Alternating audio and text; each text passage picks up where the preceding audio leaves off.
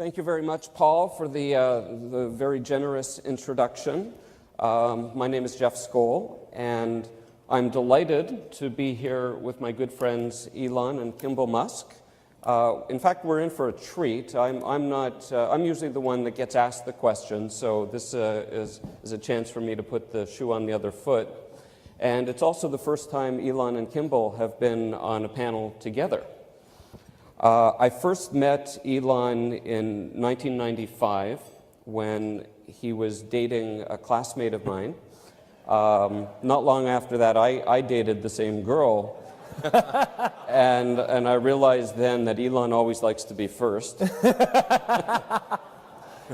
I've known Kimball for about a decade. Kimball runs 4 restaurants in Colorado, and he's invested heavily in learning gardens, which I hope he'll talk about at length tonight. Elon is the CEO of both Tesla Motors and SpaceX, and he's the chairman of Solar City. But the first question for both of you, what do you admire about each other? I'll do it first.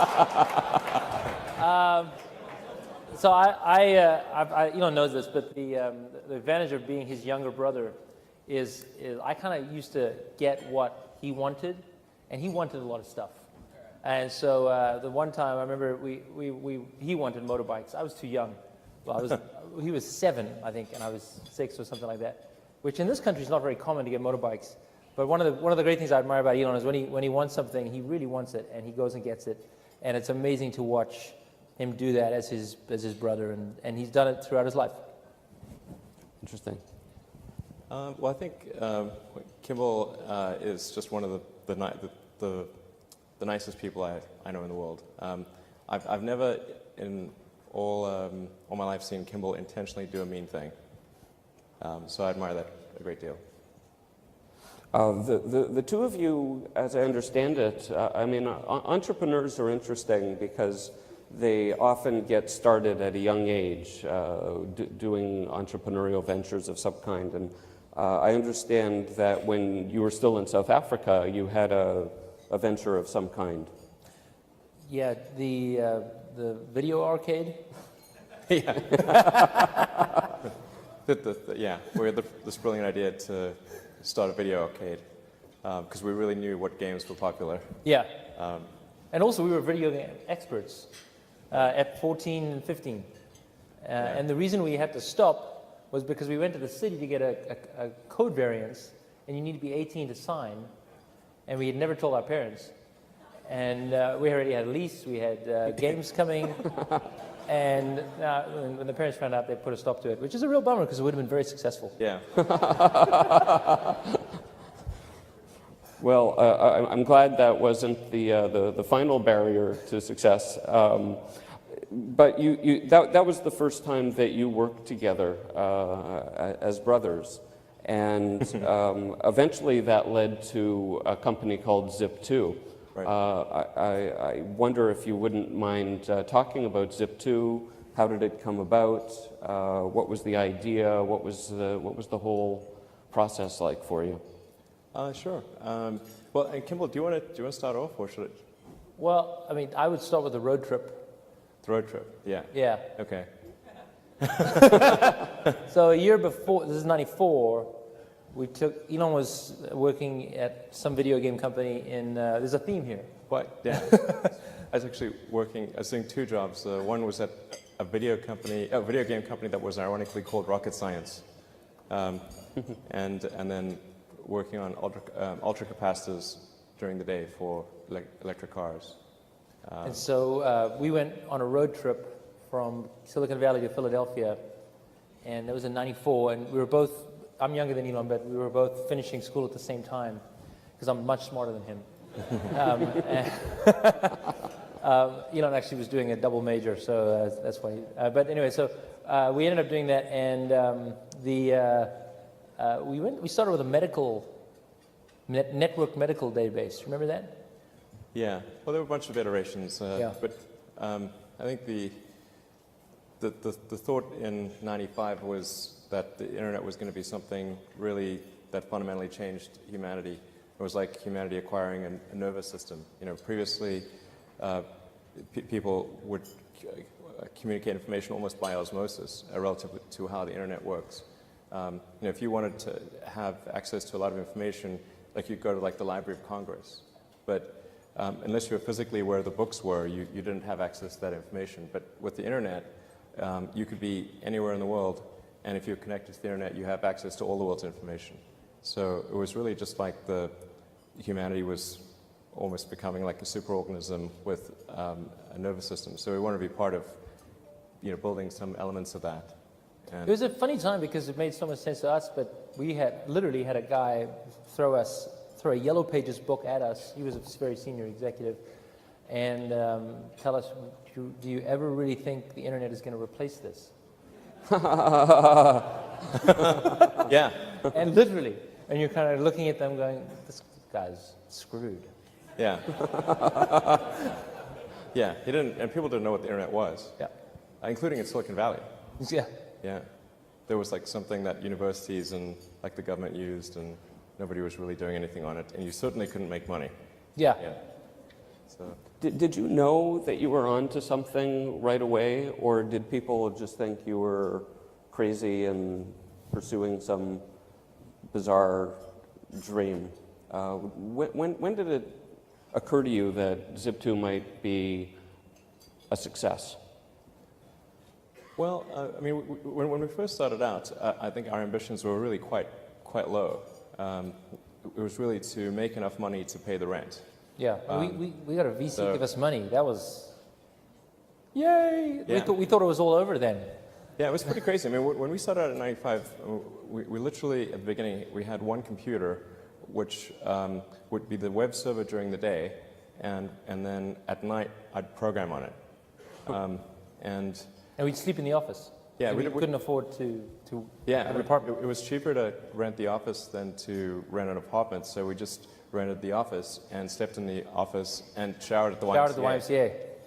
And Yeah. for me, the worst part was eating a Jack in the Box 3 times a day. Yeah, man, this like I'll sleep it's in an really office difficult to anything. get food at Palo Alto after like 10 p.m. It's like Jack in the Box and a few other options. So we rotated through the Jack in the Box menu. I remember the one time I was literally at Jack in the Box. Hopefully you guys aren't, whoever's from the company's not here. And it was one of those like 3 in the morning things, and I took a milkshake, and I was so tired, and there was something in the milkshake, and I literally went like this. Yeah, That's your standards just dropped to nothing. yeah. So yeah, we're through the end of '95. Where that's essentially we're just sleeping in the office and showering at the YMCA, and then around the end of '95 is when Netscape went public, and then whether or not somebody knew what the internet was, they knew that you could make money on the internet somehow, or even if it's only on the greater fool theory. So when we went and talked to venture capitalists in early '96, there was a much greater interest in what we were doing. In fact, the round closed in like maybe a week or something. It was crazy. Yeah, we Yeah. went from sleeping in the office to people throwing. I mean, again, this is a financial crowd, so you guys see these numbers every day. But for us to hear, we'll give you $3 million. Yeah, for, it sounded extremely. We thought they were crazy. Like, I why mean, would they it do was- that? It was literally like, these people are insane. They obviously do not realize we're sleeping in the office. In fact, when they did fund us, Yeah. they realized that we were illegal immigrants. Well, I mean, Yes, we were. I'd say it was a gray area. Yeah, yes, we were. We were illegal immigrants. We were sleeping in the office. We didn't have a car. We had one car, but the wheel kept falling off. But well, actually, yeah, the wheel did actually fall off the car. Yes, exactly. And the venture capitalists actually bought us cars. Yeah, well, they gave us 40 grand. It was 40 grand to go buy cars, which was at the time was more money than we've ever seen. Yeah, and I bought I spent 35K on a Series 1 67 Jaguar E-Type. Which didn't drive. But he got what he wanted. Yeah, it looked really great by the side of the road. He got it. He was driving it home from the dealer, and it broke down, and he had to actually come to the house on a flatbed truck. Right, it didn't improve from there. I mean, it was really Should brutal. have kept the truck. Yeah. It reminds me in some ways of, eBay went public in 1998, and we had kind of the scrappy startup mentality as well.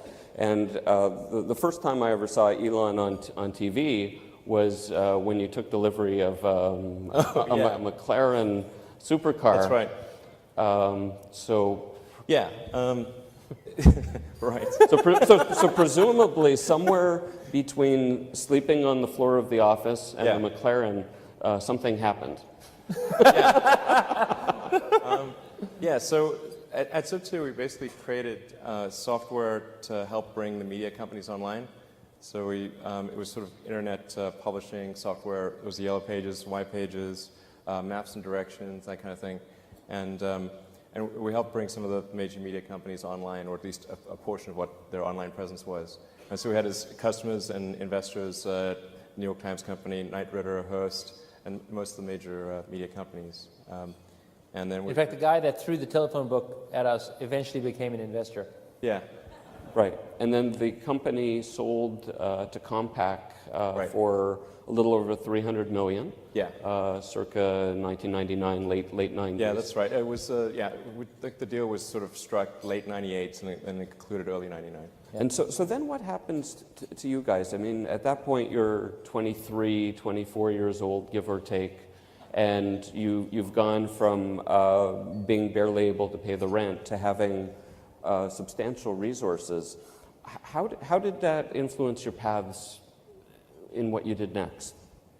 The way I like to think about it is I was like a dog in a cage getting beaten for 4 years, and then they let me out and here are all the T-bones you can eat.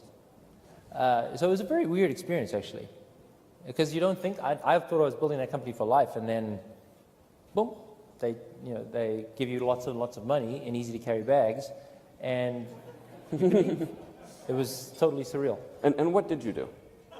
So I went to New York. So I was done with Silicon Valley. I think technology is my brother's thing. He loves it, and I enjoy it too. But honestly, for me, food is what I've always been passionate since I was a kid. I was the cook in the family, and It's ironic. He's much thinner than I am. You know. it's true. I can eat anything. Although I'm finding out as you get older, it doesn't work out that way. Yeah. But no. So I went to New York and I learned to cook. I went to the. I was young, and I figured, what else do you do when you have enough financial resources to do whatever you want? And I always wanted to learn to cook, so I enrolled in a cooking school, one of the top schools in the country in New York City, and had this incredible experience of cooking with some of the best, most talented chefs in the world. And it was a unique circumstance for me personally, because I was there in New York during 9/11, and I graduated from cooking school just before 9/11, and I lived right by the World Trade Center, so I saw everything happen. It was a very big event in my life. But what the rare opportunity it gave me was the opportunity to cook for the firefighters. So I spent 6 weeks at Ground Zero cooking for the firefighters, and that's when I I always loved food, but my passion for community and connecting people to each other through food was just I literally couldn't even describe how incredible this experience was. And so I came out of that with a very strong intention to start a restaurant. And having been part of a company that just sold for $300 million and investing in PayPal, which at the time was worth billions of dollars, doing a restaurant was a weird decision, but for me it was the right decision. So for you, it unlocked a path to dreams that maybe you had beforehand, or just opportunistically you just said, this is what I want to do, and you still not only run the restaurant you began, but there's more to it. Yeah, well, do you mean the nonprofit, or do you mean? No, I mean just in terms of there are more than one restaurant. Oh yeah, sure. So turns out I'm actually pretty good at cooking. I didn't really know I was good at cooking, but when I opened the restaurant I had two partners, Hugo and Jen, opened the restaurant. We were supposed to do 60 people a night, and it was just going to be this side project for me because I was still involved in Elon's companies, Tesla and SpaceX. And today we serve 10,000 people a week. And it's just continues to grow. Elon, for you, Zip2 happened, you sold it, and and bought the McLaren, yeah. and if I'm not mistaken, you invested most of that money into your next venture, X.com.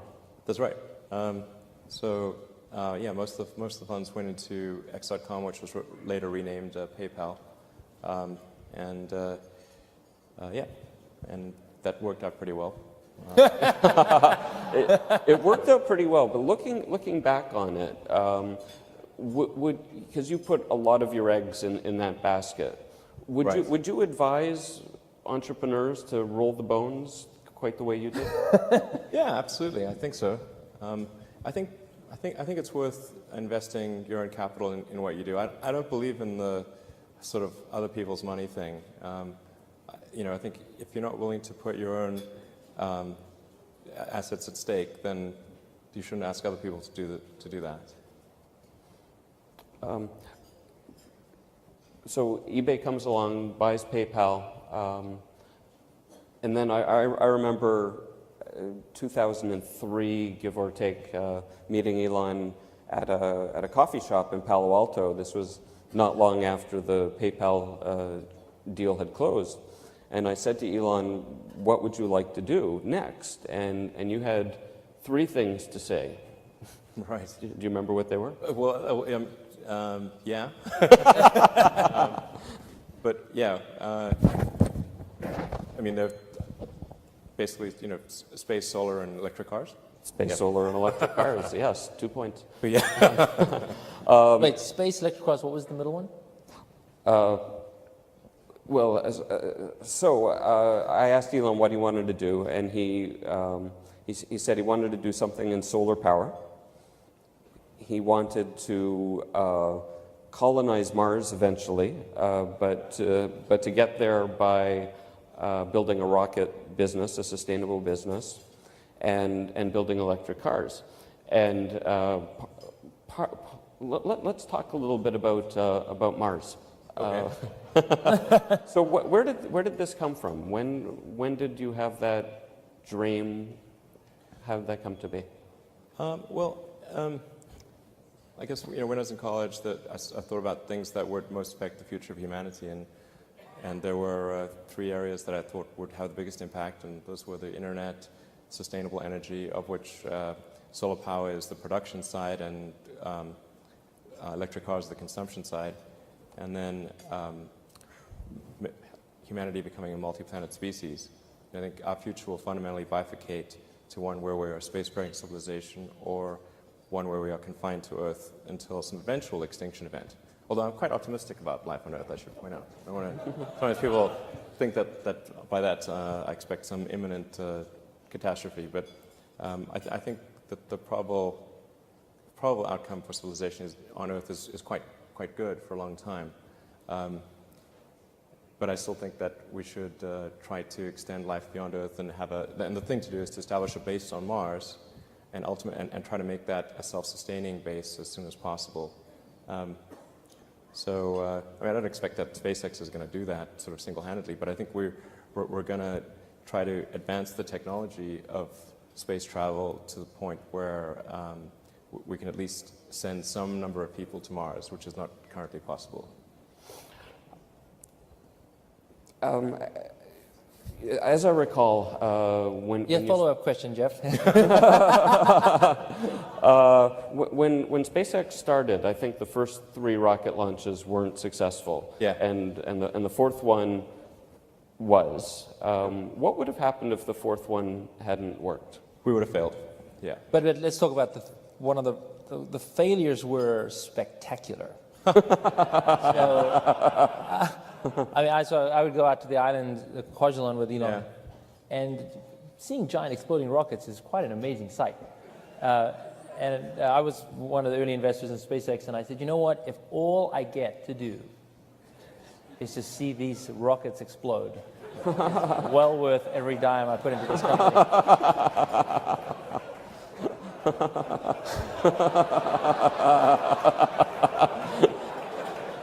There's something to be said about brotherly support. But it was an amazing thing to watch what Elon had built with those rockets on a shoestring in the middle of nowhere, and literally the middle of the Pacific, 2,000 miles from Hawaii. That experience, we'd fly in these what are they called? What are those The Hueys? helicopters? Hueys. You're flying the Hueys. You feel like you're right out of Apocalypse Now, flying to Dr. Evil's island. Really amazing. I mean, and again, worth every penny. Still to this day, I'd say. So I think the failures were actually unbelievably exciting to be part of. Yeah. Yeah. Thank you, Elon. You're welcome.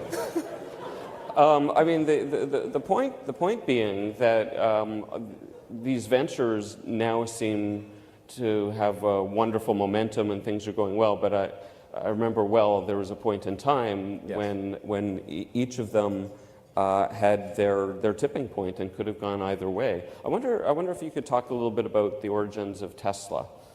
Sure. So with as mentioned, I was quite interested in electric cars from when I was doing my undergrad physics. And in fact, I originally came out to California to do a PhD at Stanford in applied physics and material science to work on ultracapacitors in electric cars. So it was a long-standing interest of mine, and the internet kind of put that on hold for a few years. But then after PayPal, I decided I wanted to get back into electric vehicles and make something happen in that arena, particularly since GM had come out with the EV1, and I thought, okay, well, there's not really a need for a startup company to develop electric cars because obviously GM is going to create the EV2 and the EV3. That's a logical sequence, and it will get increasingly get better and better with each iteration. And so not really need for a new company in that arena. But actually what happened was that after California changed the regulations to no longer require electric cars, GM recalled all the EV1s, and then just to make sure that nobody could get them back, they crushed them in a lot somewhere. And in fact, while they were being crushed, the people who'd been the EV1 owners who did not want those cars recalled actually held a candlelit vigil as though somebody was getting executed, basically. And it's like, that just seemed extremely crazy that GM would ignore this because it's quite rare for people to hold a candlelit vigil about a product. And particularly a GM product. So, so if people are doing that, you should really pay attention. But they wanted to just sort of erase all that, and so I thought, okay, well, we've got to try to create an electric car company. But it wasn't as though in creating these companies that we thought that we would be successful. I thought that the most likely outcome was failure. But it was still worth doing, even though the odds of success were low. In fact, even for SpaceX, originally what I started doing was not creating a rocket company, but actually was going to do a small mission to Mars, which was just a philanthropic mission where you would send a small greenhouse with seeds and dehydrated gel, and upon landing, hydrate the gel, and you'd have this cool picture of green plants on a red background. And the public tends to respond to precedents and superlatives. So this would be the first life on Mars, furthest that life's ever traveled, and you'd have this great money shot of green plants on a red background. So yeah, I thought that would get people's attention. So, but the expectation for that was no return. So I thought we wouldn't get any, we'd just spend the money on that and it wouldn't happen. And it was in the process of trying to do that mission that I concluded that I'd made a mistake with respect to my assumptions about why are there no people on Mars. Because I started off thinking that it was because there was a lack of will. And that if you could reignite the will, then it would happen. So my initial thing even with the space side was really to get the public excited and to get people to essentially vote NASA to have a bigger budget. That was my goal initially. But as I tried to do that mission, I was able to compress the costs of the satellite or the spacecraft and the greenhouse and everything and the communication costs, but I wasn't able to compress the rocket costs. And I actually tried, had some adventures along the way trying trying to get a good deal on rockets. I actually flew to Russia 3 times to try to buy some ICBMs. And I negotiated a deal too, actually.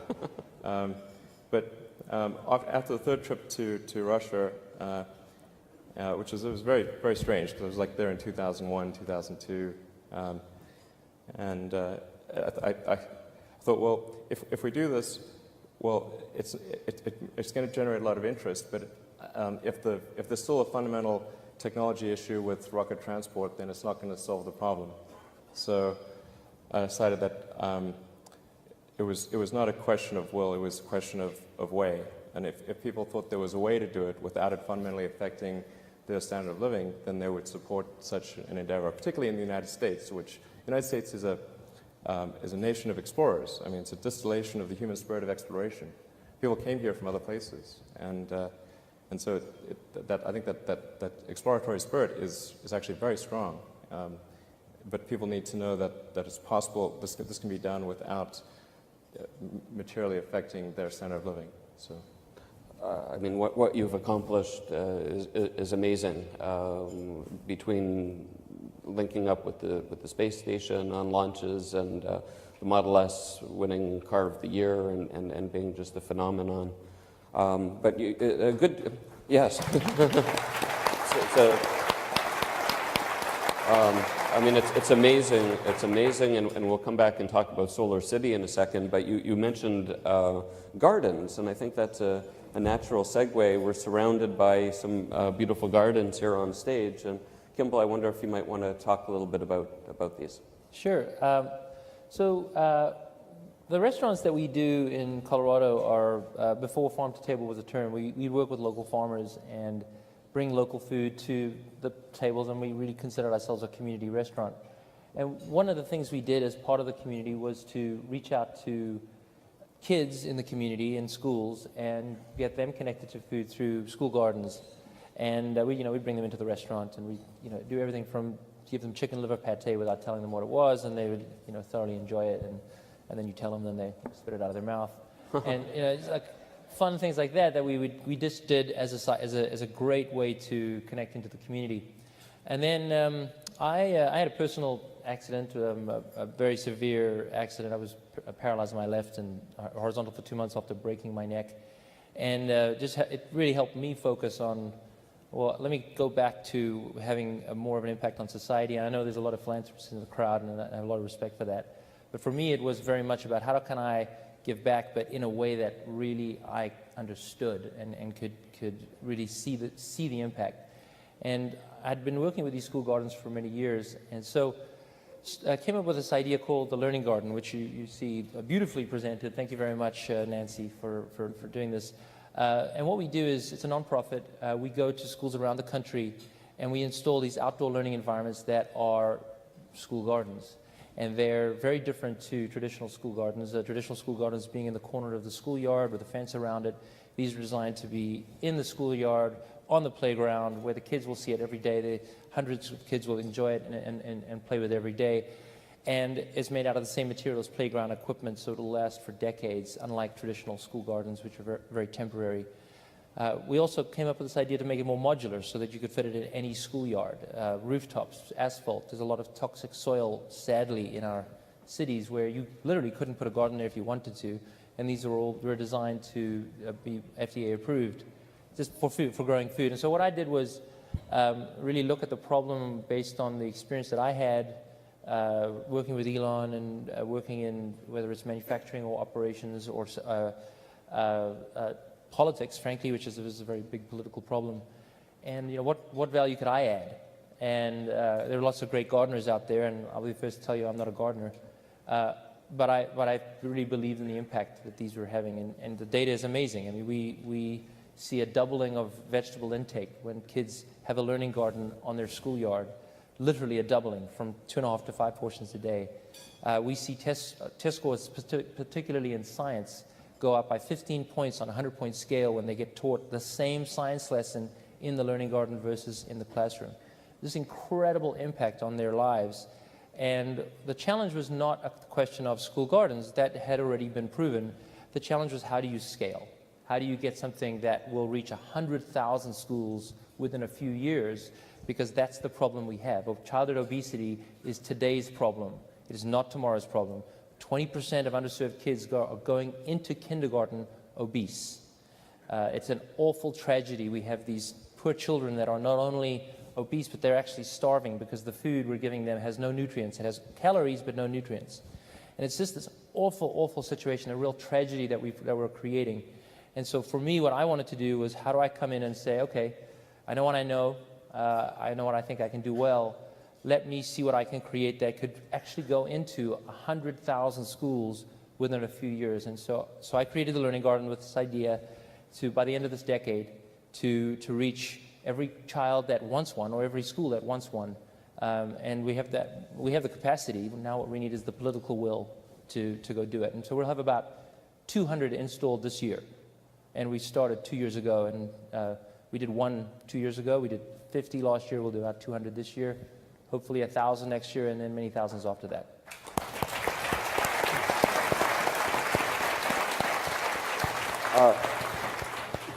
Kimball, if people are interested in finding more out about the Learning Gardens, where would they go? Thekitchencommunity.org. Please go.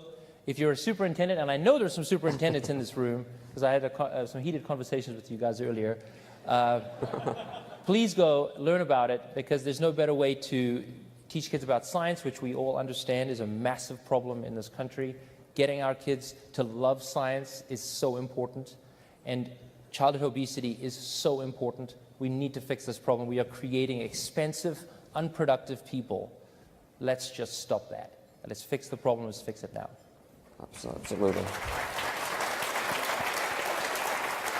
I think we'll talk a little bit about Solar City, yeah, and then maybe open up to questions from the audience. Solar City, I mean, your family is remarkable. Maybe you want to talk a little bit about how Solar City got going and your role as chairman and sure. all that. So, well, so Solar City was founded by two cousins of ours, Lyndon and Peter Rive, who are really great guys. And before Solar City, they did a company called Everdream, which did large-scale management of computers and other assets, electronic assets, which was sold to Dell, and that did pretty well. So, and the genesis of Solar City was actually, you know, we were Burning Man with our cousins, and they were thinking about what to do next, and I said, well, I think there's a real need for great entrepreneurs in the solar industry, and I said if they were willing to start a solar power company, then I would completely back them on that. So they took me up on the offer and created Solar City, which what Solar City is essentially is a giant distributed utility. Or I'd say right now it's a small distributed utility, but will be hopefully a giant distributed utility. And it's obviously one that's based on the sun, that giant fusion reactor in the sky. So it's something that'll last for a very long time. I ultimately think that we will generate more energy from solar power than from any other source. In fact, it's worth noting that the planet is already almost entirely solar powered, in that we would be a frozen ice ball at 3 Kelvin if not for the sun, and the sun powers our whole system of precipitation and the ecosystem. So really we're just talking about a little bit of extra power that humanity uses to run civilization, essentially. But it's really quite a small amount relative to the amount that actually hits the Earth. Right, and Solar City went public a few months back. Yeah, it went public in December. It was quite a difficult IPO. And we were able to get it through. And now it's doing reasonably well. Well, there are amazing successes on both your parts. We're going to go to questions from the audience, assuming these monitors work. As of the moment, they're not, and if not, then I will. Oh, I see a monitor coming on here.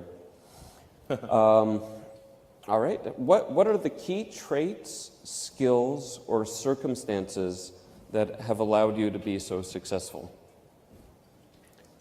I don't know.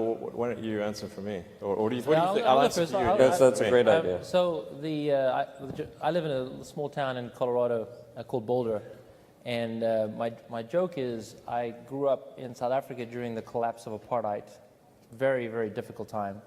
Then I went to California during the rise of the internet, exciting but difficult time. Then I was in New York City during 9/11, difficult time. Now I'm in this little small town in Boulder, waiting for some serious shit to go down. So I think those had very big impacts on me, and I think the impact personally is constant paranoia, I guess. Maybe it's better. I hate to say that, not in a negative way, but it's you're just kind of, you're waiting for something really intense to happen all the time. So I think that just keeps you on your toes and keeps you moving forward. It does. Yeah, I think just obviously being tenacious and being well.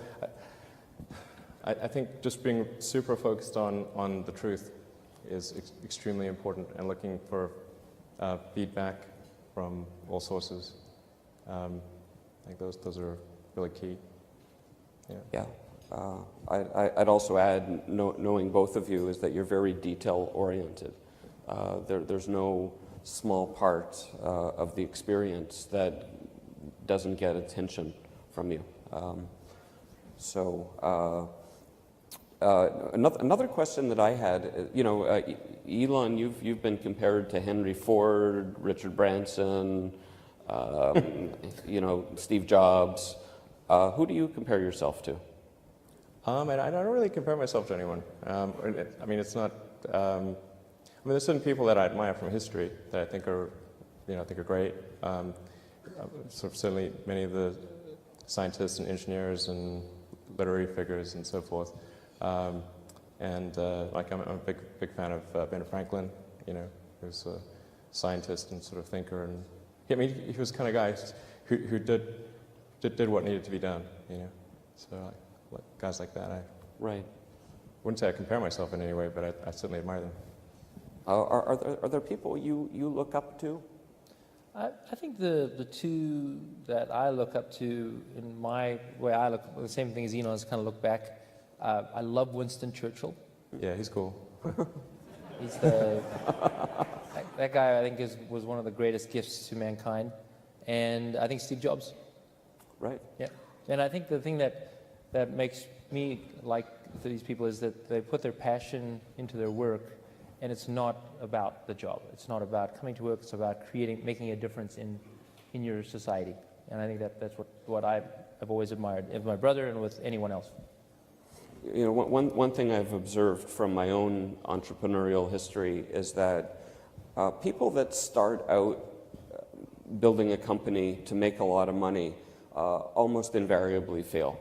It's people that start out with a dream or something that they're passionate about and they care about, and the money just kind of comes as I think if you think about it, you can get money both ways. But if we have a mutual friend of ours, Bill Lee, who has this phrase that starting a business from scratch is like chewing glass and looking into the abyss.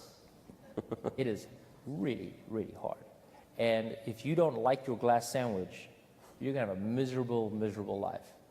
And so it's a very important lesson. Do what you're passionate about, because no matter what you do, if it's making a difference, it's super hard to do it. And so you better be passionate about it. Let's see if we have any other questions from the audience. Yeah.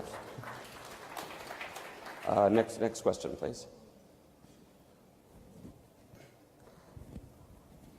For Kimball, what role and impact do you see impact investing and social ventures having in solving the world's major problems? So I actually get this question asked to me a lot. I literally had this conversation with a major social investor a week ago. I really struggle with it, to be honest. I think the idea of, obviously, investing as a philanthropist, I love. I think that's really great. But if you're looking for a financial return, it is super hard to not have that as your key driver. I get the idea of double bottom line or triple bottom line, and I live that life all day long, but it's a personal decision of mine. And I I really do struggle with the right answer, because the more money you make, the more difference you can make in philanthropy, and you can separate the two, and you can be quite impactful as a philanthropist. If you're a financier on Wall Street, you can choose to, I mean, I'm sure once you reach a certain point, everything you do will be for philanthropy after that, and that makes a big difference in the world. If you chose to invest in social ventures and get a smaller return, I think you struggle. Success is very important. And so I really believe in isolating the problem, focus on success, getting it done. And in the case of investing, that means focusing on investing and getting the highest possible return within reason, human rights and all that stuff. But social investing, I think, is a very difficult space to make work. And actually, maybe, Jeff, you should answer that question, because you do that all the time. Yeah, except I'm sitting in this chair. Well, I agree with you. I think social investing has all the rigor and challenges of for-profit investing, but added into that is the qualitative, sometimes unmeasurable aspects of dealing with some sort of social change or social good. So one of the things on the nonprofit side, I was specifically referring to for-profit social ventures, but on the nonprofit side, I get really frustrated because there is no measuring stick. It's, how are you doing? You get to measure yourself. That's retarded. You need to have some measuring, some common grounded measuring stick. And in the for-profit world, you've got profit. And in the nonprofit world, it's very weird. It's my first nonprofit, so I'm learning as I go. I don't know what the answer is. Elon, anything to add on that? But I think generally anything that if it's possible to solve a problem with a profitable venture, then that's the best thing to do. So it's only when there's some failure in the market, and there are some, but there actually aren't that many, but in the grand scheme of things, there are some failures in the market that have to be addressed with a nonprofit. But generally, I'd say, or on the side of I do have a small foundation. No. So it's not as though I'm against giving stuff. I do. Elon's the biggest donor to the nonprofit. Generally, if there's a way to fix the market system, that's the better way to do it. But sometimes there isn't, or there are complications to doing it. How is the Elon of 2013 different from the Elon of the Zip2 days? What have you learned? We've learned, I think, quite a lot. There's a lot of Scotch history between then and now. I think I've mentioned this at when I gave my talk at South by Southwest, but I think I've made several hiring decisions in the past where I valued intellect over heart, and I think that was a mistake. And so I've tried to adjust accordingly. It actually matters whether somebody's a good person beyond just goodness itself. Right. Yeah. Kimball, same question. The Kimball of 2013. How are you different from the Zip2 days? Yeah, as Elon said, that is a long time ago. I would say I'm much more comfortable with myself. I'm much more able to say no. So if there's an opportunity in front of me that is very financially attractive or whatever, and it's not what I want to do, I know to say no. And in the past, I would always say yes, and I would get involved in things that weren't what I was passionate about. So I think that's probably the most valuable thing I've learned. I think I still have a lot to learn. But that's.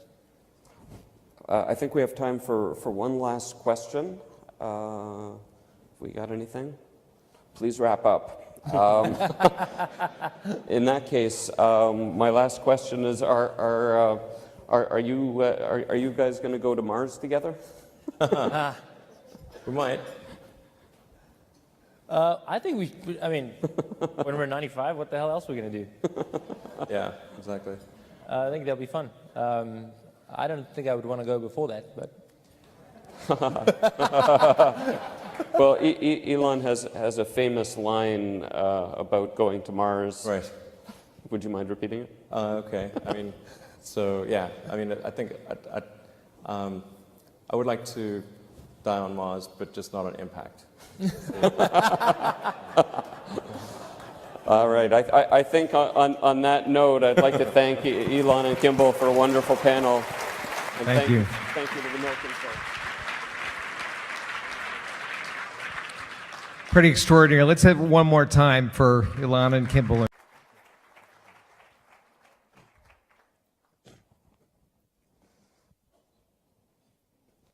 Thank you very much, Paul, for the very generous introduction. My name is Jeff Skoll, and I'm delighted to be here with my good friends Elon and Kimball Musk. In fact, we're in for a treat. I'm usually the one that gets asked the question, so this is a chance for me to put the shoe on the other foot. And it's also the first time Elon and Kimball have been on a panel together. I first met Elon in 1995 when he was dating a classmate of mine. Not long after that, I dated the same girl. and I realized then that Elon always likes to be first. I've known Kimball for about a decade. Kimball runs 4 restaurants in Colorado, and he's invested heavily in learning gardens, which I hope he'll talk about at length tonight. Elon is the CEO of both Tesla Motors and SpaceX, and he's the chairman of Solar City. But the first question for both of you, what do you admire about each other? All right, I'll do it first. So Electric cars. and so we went on a road trip from Silicon Valley to Philadelphia, and that was in '94. And we were both, I'm younger than Elon, but we were both finishing school at the same time because I'm much smarter than him. Elon actually was doing a double major, so that's why. But anyway, so we ended up doing that, and we started with a network medical database. Remember that? Yeah. Well, there were a bunch of iterations, Yeah. but I think the thought in '95 was that the internet was going to be something really that fundamentally changed humanity. It was like humanity acquiring a nervous system. You know, previously people would communicate information almost by osmosis relative to how the internet works. You know, if you wanted to have access to a lot of information, like you'd go to like the Library of Congress, but unless you were physically where the books were, you didn't have access to that information. But with the internet, you could be anywhere in the world, and if you're connected to the internet, you have access to all the world's information. So it was really just like humanity was almost becoming like a superorganism with a nervous system. So we want to be part of, you know, building some elements of that. It was a funny time because it made so much sense to us, but we literally had a guy throw us at 14 and 15. And the reason we had to stop was because we went to the city to get a code variance, and you need to be 18 to sign, and we had never told our parents. And we already had a lease, we had games coming, and when the parents found out, they put a stop to it, which is a real bummer because it would have been very successful. Yeah. Well, I'm glad that wasn't the final barrier to success. But that was the first time that you worked together as brothers. And eventually that led to a company called Zip2. Right. I wonder if you wouldn't mind talking about Zip2. How did it come about? What was the idea? What was the whole process like for you? Sure. Well, and Kimball, do you want to start off, or should it? Well, I mean, I would start with the road trip. The road trip. Yeah. Yeah. Okay. So a year before, this is '94, Elon was working at some video game company there's a theme here. What? Yeah. I was actually working, I was doing 2 jobs. One was at a video game company that was ironically called Rocket Science. And then working on ultra capacitors during the day for like... Throw a Yellow Pages book at us. He was a very senior executive. and tell us, do you ever really think the internet is going to replace this? Yeah, And literally, and you're kind of looking at them going, this guy's screwed. yeah. Yeah, he didn't, and people didn't know what the internet was, Yeah. Including in Silicon Valley. Yeah.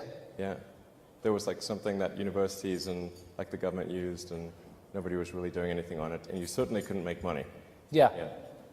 So Did you know that you were onto something right away, or did people just think you were crazy and pursuing some bizarre dream? When did it occur to you that Zip2 might be a success? Well, I mean, when we first started out, I think our ambitions were really quite low. It was really to make enough money to pay the rent. Yeah. We got a VC so- give us money. That was, yay! Yeah. We thought it was all over then. Yeah, it was pretty crazy. I mean, when we started out in '95, we literally, at the beginning, we had one computer, which would be the web server during the day, and then at night, I'd program on it.